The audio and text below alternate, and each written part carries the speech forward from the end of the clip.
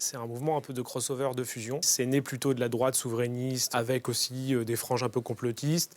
Autour d'un collectif qu'on appelait les Essentiels. Les Essentiels, tout à fait. La mouvance plutôt de gauche radicale a récupéré la balle au bond avec ce site Indignons-nous qu'on voit avec un fond jaune. Indignons-nous, c'est intéressant. Et le fond jaune aussi. Indignons-nous, ça fait directement référence aux indignés de la Puerta del Sol et plus tard du mouvement Nuit debout parisien. Donc ça, c'était les années 2010, vous vous souvenez, exactement. pour ceux, voilà. On est dans une gauche mouvementiste, le mouvement des places, donc on est dans ce répertoire militant un peu plus classique. Je pense qu'il y a un mélange de plusieurs influences et qu'on a tort, nous les spécialistes de la politique, de vouloir scinder et séparer la mouvance plutôt de droite et la mouvance plutôt de gauche. Moi, je parle aussi avec beaucoup de gens qui me disent qu'ils vont participer au mouvement, et là où on se trompe aussi, et ça c'est important de le dire, c'est qu'on ne sait pas exactement quel est le profil des manifestants, on ne sait pas quelle est l'ampleur de la mobilisation à venir, mais on ne sait pas quel mode d'action il va y avoir. Voilà. En fait, quand on imagine les gens qui vont aller dans la rue, en fait, ça ne va probablement pas être ça. Il n'y aura probablement pas de prise de rond-point non plus, et on voit qu'il y a un mode d'action qui est en train de monter, et beaucoup de gens m'en parlent, parce qu'il est facile à faire, il est plus simple que la grève, il est moins coûteux, c'est la grève de la carte bleue.